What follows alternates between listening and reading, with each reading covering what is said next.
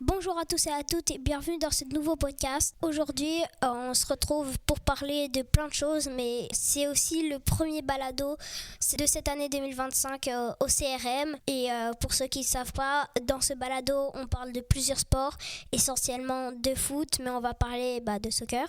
Mais on va parler aussi du Super Bowl en février qui arrive et en plus, on va parler de cinéma. Donc, et comme il y a des bandes annonces, gros films qui arrivent, en plus, quand ça sera l'heure du Super Bowl, on va parler en plus de cinéma. Et on parle aussi de cinéma. Je fais des critiques de films chaque épisode. Je parle du box-office.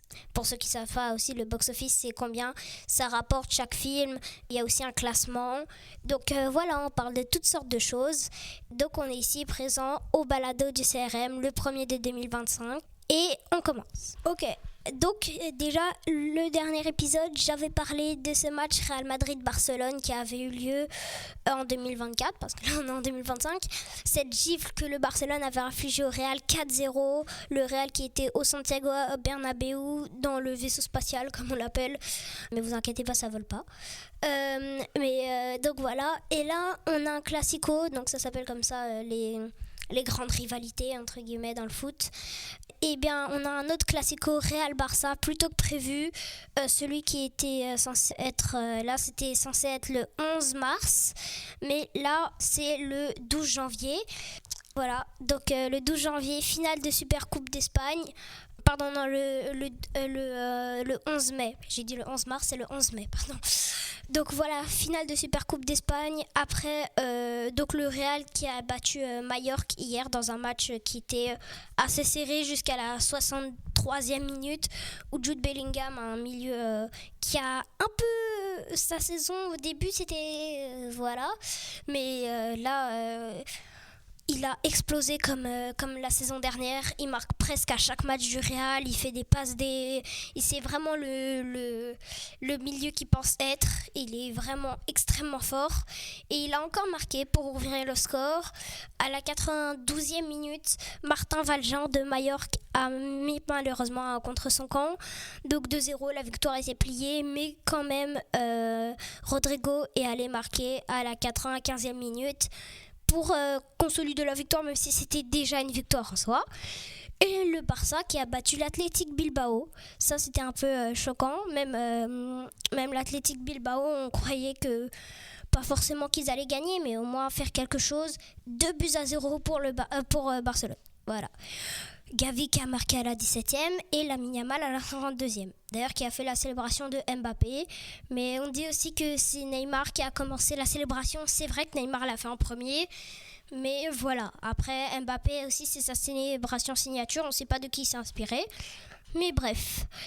En tout cas, on a aussi un match à venir le 12 janvier en même temps que Real-Barça. Beaucoup moins intéressant, mais... quand même, c'est mon club préféré, PSG Saint-Etienne. Je vais le regarder d'un œil. Je vais plus attentivement regarder Real Barça, logiquement, parce que c'est vraiment le choc du week-end. Même si PSG Saint-Etienne commence 45 minutes après, donc je vais peut-être regarder une quinzaine de minutes pendant la mi-temps de Real Barça. Et donc voilà, PSG Saint-Etienne. On sait déjà qui va gagner. La Ligue 1, c'est plié pour le PSG. Ils ont 7 points d'avance sur Marseille avec le même nombre de matchs joués. Et Monaco a joué un match en plus. Là, ils sont en train de jouer. Ils font 2-2 contre Nantes. Et à 31 points. Le PSG à 40. Je pense que c'est assez plié pour la Ligue 1. Donc voilà, je le regarderai juste un peu. C'était juste pour passer un mot sur mon équipe préférée. Mais donc j'ai fait mon prono parce que je vais faire un prono de Real Barça. C'est vrai que j'aurais dû le dire avant. Mais bref. Donc mon prono pour PSG Saint-Etienne. PSG qui gagne. Allez, un petit 3-0, 2-0, je pense 3-1 peut-être. On est à domicile. Je pense que ça va être assez rapide, assez vite. Ça va aller vite. On va les battre assez facilement, je pense. Mais bref, le gros match Real-Barcelone en stade neutre, au stade du roi Abdullah, pardon, j'arrive mal à prononcer. En tout cas, c'est en Arabie Saoudite, donc c'est un stade neutre. Ça veut dire que c'est pas en Espagne. Genre, c'est pas un stade qui va avantager une équipe, quoi. Et donc, voilà. Donc là, Real-Barça, finale de Super Coupe d'Espagne. Incroyable choc. Et qui est le plus fort. Parce qu'en début d'année, on voyait que Barcelone faisait un peu ses preuves, ils étaient très forts et tout. Mais maintenant, qui est le plus fort? Parce que le Real a avancé, Barcelone a encaissé quand même beaucoup de défaites, dont contre Leganés. Ouais, bon, bref, c'est un peu grave. En plus, à domicile, le match face à l'Atlético, ils étaient censés le gagner. Je sais pas comment ils ont fait pour le perdre. C'est avec un but à la dernière minute de Sorloth. Voilà. Ils l'ont perdu comme ça. Mais bref, ils ont perdu à domicile face à Atlético, qui est l'Atlético aussi une bonne surprise cette année. Ils ont fait un nul face au Real au Santiago Bernabéu. Ils ont battu le Barcelone au Camp Nou. Désolée, je suis trop habituée à dire Camp Nou pour Barcelone. Mais maintenant, non, c'est le Montjuïc. Ils ont changé de stade, d'ailleurs, depuis l'année dernière. Mais je sais pas pourquoi, j'ai toujours Camp Nou dans la tête. Mais voilà, donc là, qui est le plus fort en ce moment ? Pour moi, c'est le Real Madrid. C'est la réascension du Real Madrid. C'est ça qu'ils font chaque année. Chaque année, ils ont une période de moins bien, où ils perdent des matchs, où ils font des trucs. Et après, ils ont une période où ils remontent à tout. Et des fois, la période de moins bien, c'est pendant la Ligue des Champions, pendant le match contre Real City en 2023, où ils ont perdu 4-0, le Real. Voilà, ça c'était le coup de moins bien pendant un match contre City. Mais des fois, les coups de moins bien, ils sont pendant des matchs sans importance. Comme l'année dernière, c'était en Liga, vers le milieu de saison, un peu après la reprise de Noël. C'était... Voilà. Mais après, ils ont tout repris, ils ont tout gagné, ils ont gagné tous les classicos, ils ont tout gagné. Voilà. Donc, en ce moment... Est-ce qu'on peut dire forcément que le Real est plus fort ? Non. Parce que le Barcelone aussi, ils ont des coups de moins bien. Et là, ils en ont eu un. Et là, quand même, c'est un Barcelone qui vient de battre l'Athletic Bilbao 2-0. Qui, en Ligue des Champions, sont deuxième quand même. Sont deuxième derrière Liverpool. Liverpool, clairement, qui est la meilleure équipe de l'année cette année. Et donc, voilà. Et donc, qui est plus fort ? Pour moi... J'ai dit le Real au début, c'était pour introduire mon truc. Mais pour moi, le plus fort entre les deux, c'est très compliqué. C'est très très compliqué. Parce que d'un côté, on a le Barça quand même qui fait un début de saison monstrueux, qui s'est quand même fait remontada par l'Atlético et le Real. Pas dans les matchs, mais genre je veux dire dans la Liga, ils sont maintenant 3e avec un match en plus. Ah non, peut-être que ça a changé. Non, bah voilà. Et voilà. C'est juste que ce sont des équipes de force égale, mais que le Real est en train de monter, or que le Barcelone stagne un peu. En fait, ils sont remontés, mais genre à leur niveau depuis le début de saison. Donc c'est comme si c'était un diagramme là je peux pas montrer parce que je suis en podcast, mais donc là ils étaient super hauts. Après, ils sont redescendus. Après, là, ils sont remontés à leur force du début. Or que le Real, ils étaient en bas. Et là, ils montent à peu près au niveau de Barcelone. Donc là, le Real est en ascension et Barça stagne. Donc, je ne sais pas si le Real va continuer son ascension ou si Barcelone va commencer son ascension. Je veux dire sa réascension. Bref, je ne sais pas si vous comprenez, mais tout ça pour dire que le Real... qui en plus a un Vinicius qui a pris un carton rouge la dernière fois contre Valence, qui était à 2 doigts de mettre une droite à l'arbitre quand même, voilà. Et à Barcelone avec des joueurs un peu plus calmes, mais avec une équipe quand même très très jeune. Lamine Yamal, Pedri, juste ces deux-là, juste Lamine Yamal. Juste, il est super jeune, il a 17 ans. Non, 18, 17. 17. Oui, 17, c'est ça. Pardon. Là, et c'est quand même une équipe très jeune, alors que le Real a une équipe aussi pas vieille, pas du tout. Et juste un Modric qui est voilà, mais Bellingham qui est pas vieux, pas jeune. Il est normal, mais je dirais plus qu'il est jeune. Vinicius aussi, il est jeune. Rodrigo, Brahim Diaz, Raúl Asensio, je crois, ouais.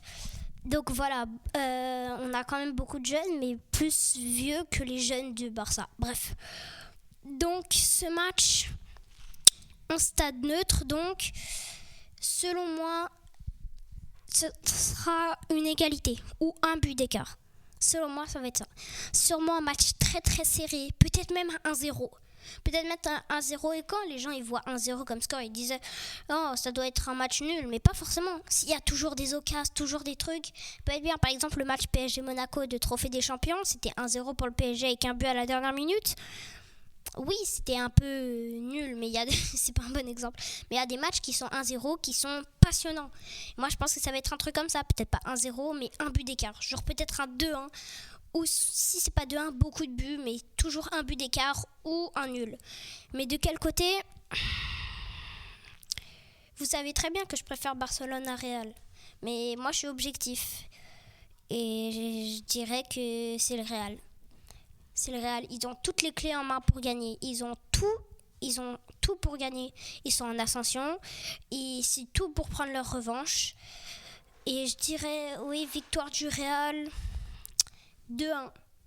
Voilà, je pronostique 2-1 victoire du Real ou 2-2, ça va au tir au but, victoire du Real. Soit 2-2 victoire au tir au but du Real, soit 2-1 pour le Real. On verra bien si je me suis trompée ou si j'ai raison. J'espère vraiment avoir tort parce que je suis pour Barcelone, voilà. Mais si je devrais faire un prono, ça serait ça. Et donc voilà, PSG Saint-Etienne, je l'ai dit, 3-0 pour PSG. Real Madrid-Barcelone, 2-1 pour Barcelone. Pour Real Madrid, pardon. Et on avance. Donc, c'est l'heure de la critique de film, mais avant, on va parler du top 5 de l'année 2024. Plus du top 20, pardon. Mais on va parler du top 5. On va parler du top 20, pardon. Mais le top 5, c'est le plus important. Donc, le top 20 de l'année 2024. Quels sont les meilleurs films, leur budget, leur distributeur, leur date, bien sûr. Et c'est ça, et combien ça a rapporté à peu près. Donc voilà, on commence top 20 bien sûr avec Ghostbusters, l'Empire gelé, Frozen Empire là, qui a rapporté 113 millions. C'est beaucoup, c'est bien, ouais, c'est cool. Qui a rapporté donc, c'est ça, 113 millions, qui est sorti le 22 mars 2024. Donc je vais arrêter de dire 2024 tout le temps parce que... Voilà, on comprend que c'est 2024, c'est le box-office 2024. Donc, distribué par Sony, on a en 19e position un film qui est sorti en décembre 2024. Donc, c'est quand même bien. Mufasa, le Roi Lion. Je n'ai pas aimé ce film. Voilà, je vous le dis tout de suite, je n'ai pas aimé. Je sais qu'on va me frapper dans les commentaires, mais j'ai largement préféré celui de 2019, le Roi Lion. Parce que Mufasa, c'est juste la même histoire, à peu près. Sauf que y a Scar. En gros, c'est juste la même histoire que le 1, à peu près, comme j'ai dit. Et voilà, il y a Pumba et l'autre là qui font des blagues qui servent à rien. Je vous ferai une critique peut-être si j'ai envie. Parce que vraiment, j'ai pas aimé. En fait, le truc, c'est que c'est pas vraiment que j'ai pas aimé. C'est juste que ça servait à rien. Le film a servi à rien, c'est tout. Donc ça a rapporté 128 millions, c'est débile combien ça a rapporté. Mais au total, ça a rapporté 174 millions avec et tout, combien ça a rapporté et tout. Et c'est sorti le 20 décembre donc. Après, on a A Quiet Place, jour 1, Day 1. Jour 1. Un jour. Non, jour 1, voilà, ouais, pardon. Ça a rapporté donc 138 millions. Donc voilà, au total aussi 138 millions. C'est sorti le 28 juin. Lui, je l'ai pas vu, mais tout le monde aime bien. Oh, le 17e, je viens de le voir, je l'avais pas vu tout à l'heure. Je me demande pourquoi il est 17e. C'était pas mal. Il y a des gens, ils l'ont détesté. C'était pas mal, mais pourquoi il est 17e? Ah oui, Quiet Place, pardon, ça a été distribué par Paramount et Mufasa par Walt Disney. Bref, donc le 17e, Venom The Last Dance. Voilà, ça a rapporté 139 millions. Sorti le 25 octobre 2024. Le film était pas mal, mais comment les gens l'ont défoncé en critique, je comprends pas comment il a fait pour se hisser jusque-là. Peut-être à cause de la fin. Je spoil rien, bien évidemment, c'est juste parce que voilà. Ça a été distribué par Sony Pictures. Bien sûr, le robot sauvage. Bien sûr qu'il est là, lui, ok, ça va. Ça a rapporté 143 millions. Ça a été distribué par Universal. Le It Ends With Us, un nouveau film en août, 9 août 2024. Ça a rapporté 148 millions par Sony. Ouais, pas ouf. Oh, le 14e, je suis trop content. Je l'ai vu récemment. Je vais vous faire la critique dans le prochain podcast. C'était trop bien. Je vous spoil que j'ai aimé. Ouais, je vous spoil pas le film. Ça a rapporté 151 millions. Mais je vous dis le titre après.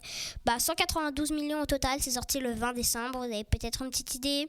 Distribué par Paramount et je parle bien de Sonic 3. C'était incroyable. Pour moi, je croyais que je l'ai vu avec un de mes meilleurs amis et, au cinéma. Et en vrai, c'était trop bien. En vrai, j'ai beaucoup aimé. C'était une surprise meilleure de la trilogie, bien évidemment, mais je vous fais pas la critique aujourd'hui. Garde la surprise. Le 13e aussi, je l'ai vu, j'ai adoré. Moins que Sonic 3, mais bon. Et je vous fais aussi, je vais vous dire aussi mon top 3, mon top plutôt 10 des films de 2024. Ouais, je crois que vous n'avez pas tous du même avis. Mais bref, je suis un enfant. C'est bon, de 11 ans, on va se calmer. Pour jugement, voilà, je... Tout se calmer un moment. Bref, le 13e, Gladiator 2, qui a rapporté au total 169 millions, qui a été distribué par donc Paramount, qui est sorti le 22 novembre. Ok, là je vais y aller un peu rapidement. Le Kingdom of the Planet of the Apes, là... Le royaume de la planète des singes, voilà. Ça a rapporté 171 millions, sorti le 10 mai. Distribué par la 20th Century Fox. Bad Boys Ride or Die, ça a rapporté 193 millions. 7 juin, c'est sorti. Sony Pictures. Kung Fu Panda 4, ça a rapporté 193 millions. 8 mars. Et Universal Pictures. On rentre dans le top 9 parce que le 10e, c'est ça. Godzilla X Kong, qui est dans mon top de l'année. The New Empire, ça a rapporté 196 millions, sorti le 29 mars par Warner Bros. Twisters, je ne l'ai pas encore vu, mais j'ai hâte de le voir. 267 millions, 19 juillet, Universal Pictures. Dune partie 2. Je vais en parler après. Donc voilà, restez, je vais faire la critique. Même s'il est sorti il y a longtemps, je peux la faire seulement maintenant parce que le balado n'existait pas avant. Enfin, en tout cas, moi, je ne parlais pas avant de ça. Bref, top 7, donc, ça a rapporté 282 millions, distribué par la Warner Bros. Beetlejuice, en gros, Beetlejuice 2, pas vu. 294 millions, le 6 septembre par la Warner Bros. On rentre dans le top 5. Donc là, je mets un peu plus de suspense. En 5e, qui a Moi Moche et Méchant 4, qui a rapporté 361 millions, qui est sorti le 3 juillet par Universal. 4e, Moana 2, qui a rapporté 427 millions le 27 novembre par Walt Disney. Wicked, qui a rapporté 453 millions, qui est sorti le 22 novembre par Universal. Le top 2, Deadpool et Wolverine, trop content qu'il soit dans ce top. 136 millions, sorti le 26 juillet par Walt Disney. Et le dernier, qui a rapporté 652 millions, qui est sorti le 14 juin, qui a été distribué par Walt Disney Animation. Je parle bien sûr de Vice Versa 2. On avait parlé dans le premier épisode du box-office. Le top 3 ressemblait un peu à ça, le top 5. Sauf qu'il n'y avait pas Moana ni Wicked. Donc voilà. Et content d'avoir parlé de ça et tout. Et donc voilà, ma critique maintenant de Dune 2. Donc, on parle des films bientôt à l'affiche. Oui, je sais, vous voulez la critique de Dune 2, je sais. Mais c'est parce qu'il y a un moment où je vais pas spoiler, il y a un moment où je vais spoiler. Et le moment où je vais spoiler, si vous voulez pas vous faire spoiler et je peux pas mettre de timecode, eh bien, ça est plus simple de juste dire que je vais spoiler à la fin. Comme ça, si vous voulez pas être spoilé, vous avez qu'à partir. Parce que dans tous les cas, j'ai rien d'autre à dire après avoir spoilé. Et si vous voulez être spoilé, eh bien, vous voulez être spoilé. Bref, c'est ma réflexion du vendredi, 15h18. Bref, alors les films à venir en janvier 2025. Alors on a 5 septembre, je me demande pourquoi ils l'ont pas sorti le 5 septembre, ça aurait été marrant. Qui sort le 17 janvier 2025. Là, tous les films que je vais dire à présent, je vais vous dire quand ça va changer de date. Donc si je vous dis pas de nouvelle date, c'est que c'est la même. Loup-garou. Encore un film Loup-garou, mais c'est bon, arrêtez. La série sur Canal+, elle était bien, le film, il était pas bien. Mais ça va, c'est bon, arrêtez un moment. Bref, donc ça sort le 17 janvier 2025. Nickel Boys, un film d'action, on connaît pas. One of Them Days, film de comédie. On a Saint-Exupéry, ça a l'air bien. Un film d'aventure qui sort le 24 janvier 2025. The Color Within, pareil, qui sort le 24 janvier 2025. Film d'animation. Vol à haut risque, avec... Mark Wahlberg, j'avais oublié son nom, que Tu as l'air pas mal, pas mal. Je vous conseille de regarder la bande-annonce. Ça a l'air pas mal ce film. Un film thriller, dramatique. Ça a l'air bien. Compagnon, un thriller dramatique aussi, mais pas de la même chose. Valoris, c'est plus aventure, plus action, ça c'est plus romance, qui sort le 31 janvier 2025. Louise Violet qui sort aussi le 31 janvier 2025. Et bien évidemment Super Chien, le film d'animation qui sort le 31 janvier 2025. Whoopi. En février, on a de très très très beaux films. On a déjà L'amour fait mal, un film d'action et de comédie qui sort le 7 février 2025. Yeux en cœur, aussi un film d'horreur qui sort le 7 février 2025. Captain America, Brave New World, le meilleur des mondes, 14 février 2025. Il a sorti le jour de la Saint-Valentin. Paddington au Pérou, oh désolé d'avoir frappé sur ma chaise comme ça. Paddington au Pérou, ça a l'air trop bien, qui sort le 14 février 2025. Bambi, l'histoire d'une vie dans les bois. Ah, ouais, ça a l'air pas mal. Encore une suite. 21 février 2025, The Unbreakable, pareil. La famille Hendrix, 28 février 2025. Last Brief, pareil. Procès du chien, ça a l'air trop drôle. Qui sort le 28 février 2025. Et Vicieux, un film d'horreur, donc on n'a même pas l'affiche, qui sort le 28 février 2025. Je vais pas parler de Mars. Même si Mars, on a des très beaux trucs comme Sinners, Blanche-Neige, Working Man, des trucs comme ça, mais il n'y a pas encore toutes les sorties. Pareil pour avril, on a Minecraft, Mickey 17 que j'ai trop hâte. Mais voilà, je vais plus vous parler de trucs. Là, il n'y a pas encore tous les films qui sortent, donc mieux vaut attendre. Et je fais j'ouvre une petite parenthèse sur Squid Game. Squid Game, la saison 2 donc, qui est sortie le 26 décembre 2024 et qui a plu à presque tout le monde en fait, sauf des gens qui disaient polémique, c'est pas quoi, avec l'acteur qui joue Thanos. Non, pas Thanos dans le MCU, Thanos qui a les cheveux violets et qui, si vous voyez c'est qui, tout le monde le connaît, dans tous les cas on s'en fout. Donc des polémiques dont je vais pas parler parce que les polémiques, on s'en fiche un peu. Mais la date de sortie de Squid Game saison 3 est prévue pour le 27 juin 2025. Donc ça arrive bientôt quand même. On aura bientôt une bande-annonce, je pense. Mais il n'y aura pas de saison 4.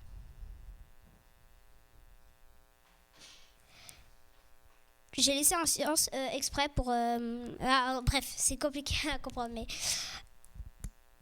Ouais, bon, je voulais laisser un silence pour que vous... voilà. Parce qu'il y a des gens, ils vont être tristes. Bah, c'est vrai, c'est triste, non ? Je trouve que c'est triste pour certaines personnes en tout cas. Et donc, il n'y aura pas de saison 4, comme je viens de dire. Là, je laisse pas de silence. Et donc, il y a des gens et tout, ils se disaient non, il n'y a pas de saison 4. Mais bon, c'est pas grave. Il y a d'autres séries dans la vie, il n'y a pas que Squid Game. Surtout que moi, je ne l'ai pas vu. Bref. Donc voilà. C'est ça pour la petite partie film-série. Maintenant, je vais parler plutôt du calendrier à venir au CRM parce que à part les trucs films séries et tout, moi j'ai une école, voilà, qui s'appelle le Collège Reine-Marie. C'est pour ça que ça s'appelle le balado du CRM. Bref, on a un calendrier chargé en janvier. Donc on a déjà demain, samedi 4 janvier, un D2 de volleyball, un tournoi à Sainte-Thérèse et tout. On a lundi les Titans de volleyball qui jouent à 3h45 à 5h15. Voilà, donc ça finit assez tard. On a le volleyball aussi, les Titans équipe 2. On a, c'est de 4h à 5h30.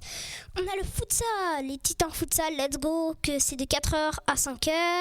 Et voilà. Après, on a le basket, les Titans basket qui est de 4h à 5h30. On a les Titans basket encore qui sont à 5h30 à 7h. On a les volleyball Titans de 4h à 5h30. les basketball titans de 4h15 à 5h45, les basketball, tout ça c'est des catégories différentes, titans de 5h30 à 7h et les titans volleyball de 5h45 à 7h15. Donc je vous dis le truc pour la semaine prochaine parce que tout janvier ça va être un peu long et je pense que vous avez juste skip cette partie. Dans tous les cas je vais en parler bientôt. Donc on a donc basketball, les titans contre Père Marquette, les titans basketball encore, les titans volleyball de 4h30 à 6h, là parce qu'avant c'était toujours 4h15 à 5h45. On a les titans basket de 5h15 à 6h45, les titans volleyball de 4h à 5h30, de 4h à 5h on a les titans futsal, let's go. On a futsal titan encore de 6h15 à 7h15, c'est des âges différents et tout. Et pour finir, samedi, on a les basketball de 9h45 à 11h15 AM. Donc voilà, je vais juste préciser. Donc je vais commencer ma critique pour Dune partie 2. Je vais spoiler Dune 1. Donc là, si vous n'avez pas vu Dune 1, partez. Voilà, parce que c'est la fin de l'émission, donc il n'y a rien d'autre. Par contre, si vous l'avez vu, je vous dirai quand je spoil Dune 2, c'est pas maintenant. Par contre, je vais spoiler Dune 1 en cours de mon truc. Donc déjà, comme acteur, on a un très beau cast avec Austin Butler, Florence Pugh qui joue dans le futur Thunderbolt, Timothée Chalamet, excellent dans Wonka, Zendaya, excellente dans Challenger, Léa Seydoux, Rebecca Ferguson, excellente dans Mission Impossible, Stellan Skarsgård. Tout le monde a dans sa tête le gars dans Thor, mais bon... Voilà, c'est un peu tout. On a David Bautista, le gars qui joue Drax, Josh Brolin, tout le monde le connaît. David Dastmalchian, il joue dans Ant-Man aussi, et plein d'autres acteurs un peu moins connus. Réalisé par Denis Villeneuve. Fier, non, je dirais pas ça, mais bref. Donc c'est un Canadien, Denis Villeneuve, qui a réalisé aussi Blade Runner 2049. Voilà, donc Denis Villeneuve et tout, la musique qui était incroyable, bien sûr Hans Zimmer il est très connu pour faire de la musique, notamment la musique de Avengers 1, et je vous dis juste vite fait la note sur Rotten Tomatoes, on a 92% des journalistes, tomatometers et tout, et 95% de l'audience.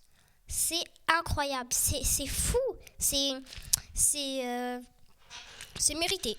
C'est mérité. Donc, parlons de Dune 2. Donc, Dune partie 2, donc j'ai dit réalisé par Denis Villeneuve, un film qui m'a, on peut dire, marqué. Je sais pas si on peut dire ça. Tout dépend de votre définition de marqué. Mais qui, moi, oui, je le mets dans mon top 10 de 2024 que je vais énumérer maintenant. Oui, la transition incroyable. Donc oui, c'est dans ma critique de Dune mon top. Je sais, c'est un peu bizarre, mais genre si je pouvais, j'aurais fait une vidéo demain, ou j'en aurais fait un podcast hier pour faire mon top, mais par restriction de temps. Et si je la fais dans 2 semaines, ça va être ou dans 3 semaines, ça va être un peu loin. Si je fais mon top de 2024 en février, ça va être un peu bizarre. Donc mon top qui est donc je vais faire mon top 3. Je sortirai en lien, je pense, je ferai un Google document pour montrer mon top 10 entier parce que par manque de temps. Donc mon top 3, en 3e position, on retrouve Gladiator 2, qui est un film que j'ai beaucoup aimé, réalisé par Ridley Scott, avec en tête d'affiche Paul Mescal, qui a joué aussi dans Complete Unknown, pas Complete Unknown, ça c'est avec Timothée Chalamet, parce que je parle aussi de Dune 2, donc là, voilà. Qui a joué dans All of the Strangers, et voilà, Paul Mescal, qui joue dans Gladiator 2, et voilà, avec quelques acteurs aussi du 1, avec aussi bien sûr Denzel Washington, et Pedro Pascal, un cast de fou. J'ai beaucoup aimé ce film, sanglant quand même, mais j'ai tourné la tête à certains moments un peu hardcore. Et voilà, et beaucoup aimé. En top 2, je mettrais le film du jour, Dune 2, où vous demandez je mettrais quoi en top 1. Donc là, je vais en faire la critique, donc j'ai pas besoin de faire une courte critique. Et en numéro 1, comme je vous ai dit tout à l'heure, Sonic 3. Incroyable film qui m'a aussi étonnée. Et un film rempli d'émotions où je pensais que juste ça allait être un film où Sonic fait des blagues, se bat contre Shadow, se bat contre Eggman et tout. Mais non, c'est un film beaucoup plus profond que ça, que je pourrais même mettre PG-13 avec tellement l'émotion était voilà. Alors que là, c'est général, genre un enfant de 7 ans pourrait le voir. Pour moi, pas forcément. Il n'y a pas de sang et tout comme Gladiator. Je vais juste dire que vu avec les trucs, voilà, c'est un peu, il y a quand même des armes quand même, mais pas des pistolets et tout, des armes futuristes, mais bref. Donc voilà, et donc on continue la critique de Dune 2. Dune 2, que le truc que j'ai préféré vraiment dans Dune 2, c'est la photo.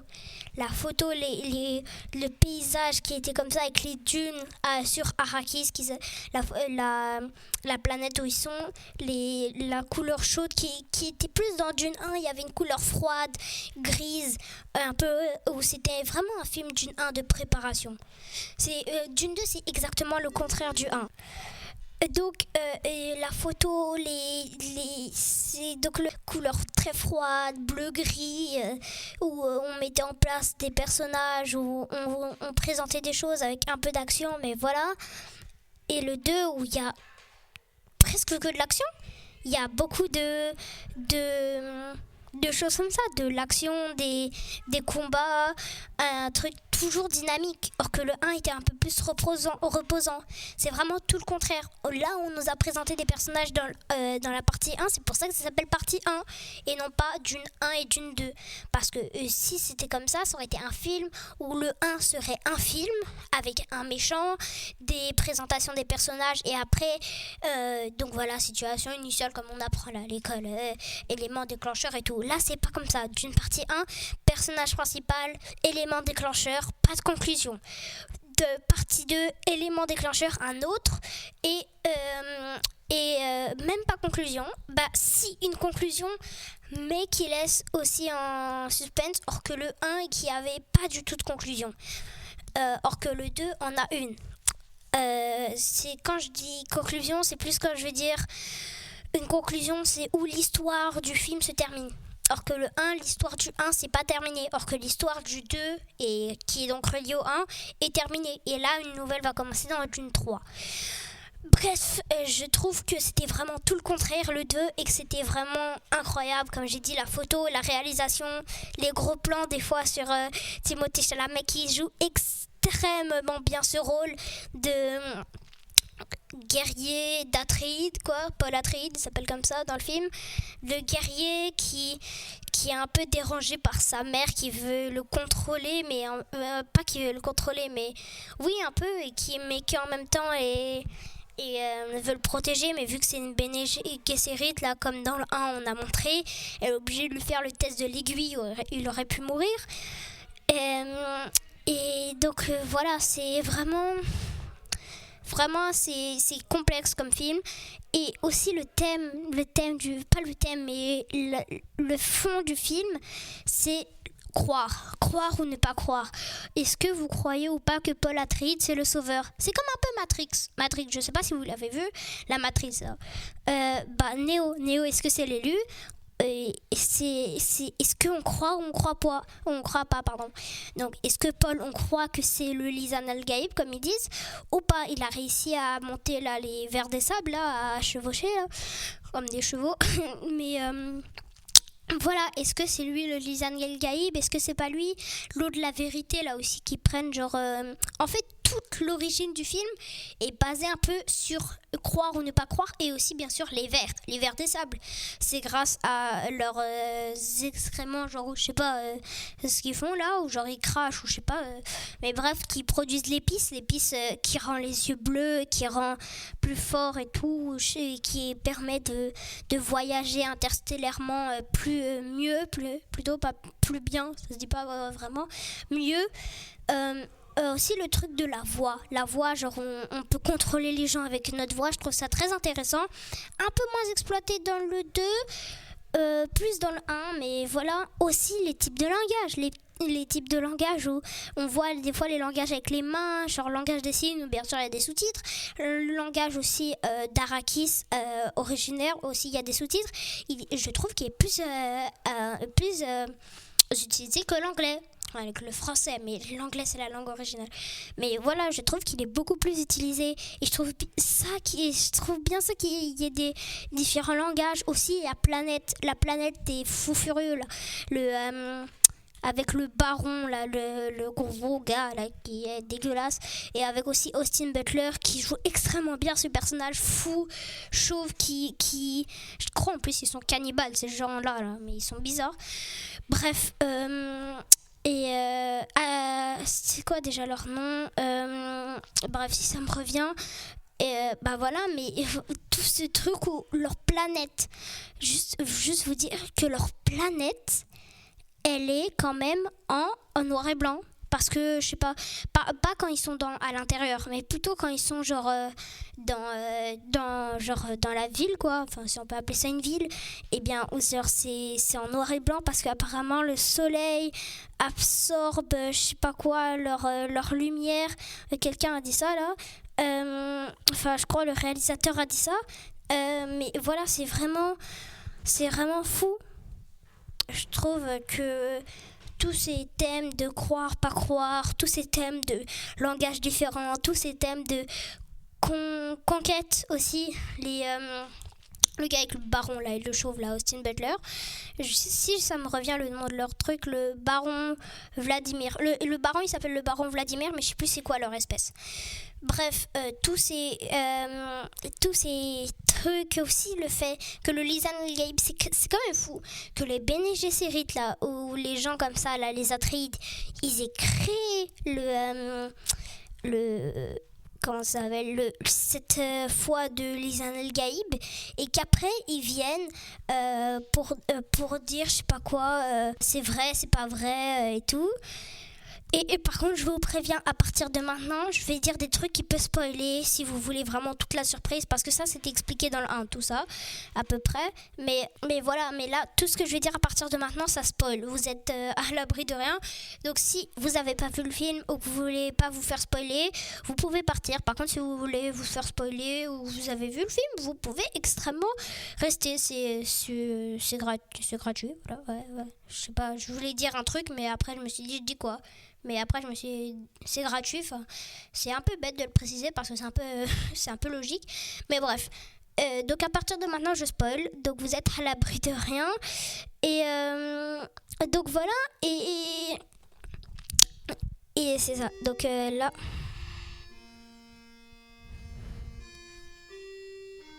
C'est chiant, les cloches. Donc, vous êtes à l'abri de rien. Donc, à partir de maintenant, je spoil. Donc, je continue ce que je disais. Donc là, ça spoil. La mère qui a bu l'eau de la vérité, qui a failli tuer son enfant qui lui parle par télépathie, qui est le poison, la loup de la vie, c'est ça ce que je viens de dire, qui lui a ouvert les yeux. Est-ce que ça ouvre les yeux vraiment ou pas ? On sait pas. C'est croire ou ne pas croire ce film. C'est vraiment incroyable. C'est croivez ou ne croivez pas. Croivez, ça se dit pas. Par contre, je précise pour ceux qui ne savaient pas. Mais voilà, c'est vraiment croire, ne pas croire, des trucs comme ça. Enfin, pas des trucs comme ça, c'est ça. Donc, comme je disais, l'eau de la vie, la mère là, qui a bu ça, qui maintenant est folle, qui veut le faire croire à tout le monde, les gens du sud d'Arrakis, que le Lisan al-Gaïb c'est son fils, Paul, donc la mère de Paul dit ça, tout pour continuer les croyances, et pas vraiment ce qu'elle veut.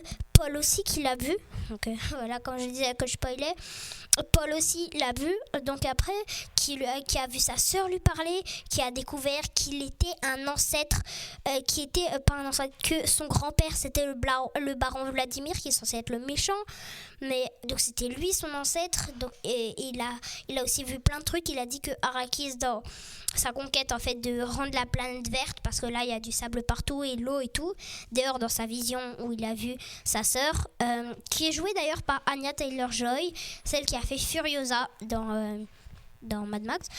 Et donc là elle était là. juste vite fait pour faire coucou. On a vu sa sœur, mais avec de l'eau en background. Donc voilà. Et tout, je trouvais ça, ce film, tous les messages qui étaient apportés, je trouvais ça incroyable, je trouvais ça magnifique, je trouvais ça beau, je trouvais ça très bon, très très bon film, très très développé. Je trouve la lumière, comme j'ai dit, la photographie, comment c'était filmé, les plans aussi. Je trouve que tout dans ce film était bien. Sauf, bien sûr, non, il y a sauf rien. Juste, je mets pas 5 sur 5, logiquement, parce que voilà, 5 sur 5, c'est vraiment que c'est parfait. J'ai rien trouvé de mauvais, mais je peux pas mettre 5 sur 5. C'est difficile à expliquer, mais c'est un peu logique, entre guillemets. Je sais pas si on peut dire logique, mais bref. Donc voilà, Voilà, Dune 2. Je mettrai un très solide, très très solide 4,5, 4,7. Beaucoup de gens l'ont aimé et je le comprends très bien. C'est vraiment, je trouve, un des meilleurs films de l'année, comme vous l'avez compris avec mon top où je l'ai mis donc deuxième. Juste derrière Sonic où j'ai mis les deux la même note. Sauf que je mets Sonic en premier, mais genre c'est égal. Genre je veux dire, les deux sont égaux. Sauf que je mets Sonic en premier. Mais je devrais y réfléchir. Je vous reviens dans la prochaine émission pour ça. Mais voilà, Dune 2, 4 sur 5. Incroyable film. Très bon. Les messages que ça véhicule, je trouve que c'est très beau. Et si vous ne l'avez pas vu, et je vous conseille d'aller le voir, même si là je viens de vous spoiler. Je ne vous ai pas tout spoilé. Juste la fin, je vous spoil pas la fin, bien évidemment. J'ai dit que je spoilais, mais j'ai spoilé juste quelques trucs. Mais par contre, j'ai quand même dit un gros spoil. Mais je vous spoil pas la fin qui est vraiment incroyable. Mais la fin, la bataille finale sans musique, la bataille le 1v1, je vous dis pas qui contre qui, bien évidemment. Même si vous avez déjà peut-être une petite idée. La bataille finale qui est sans musique. Et je pense que c'est une des premières fois où je savais pas ce qui allait se passer dans un film, ou que je savais pas ce qui allait se passer après ça. J'avais tellement de théories pendant le film, alors que la scène dure à peu près 3-4 minutes. J'ai eu plein de possibilités qui s'est ouvert. Je savais pas ce qui allait se passer. Sans musique, la bataille, c'était incroyable, c'était fou. Donc Dune 2, je l'ai vraiment beaucoup aimé. Et sinon, c'est ça. Et les gars, on se retrouve pour un prochain podcast, je vais dire une prochaine vidéo. Donc pour un prochain podcast, pour parler de différents trucs. La critique, vous n'oubliez pas, c'est Sonic 3. Donc allez le voir en salle avant la critique si vous ne l'avez pas vu. Et allez voir aussi Dune 2, pas en salle, mais si vous pouvez le voir quelque part, sur un site, sur quelque part, je sais pas. Allez le voir en salle, pas en salle, mais allez le voir, foncez. Voyez aussi le plus de films possible, même des nouveaux peut-être qui vous intéressent pas trop. Je vous conseille ça aussi.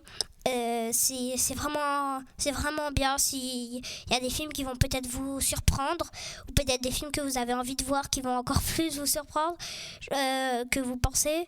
Mais sinon, ça se termine ici. Et hâte de refaire un prochain podcast. Et j'espère que ça ne va pas être trop long, 2 semaines.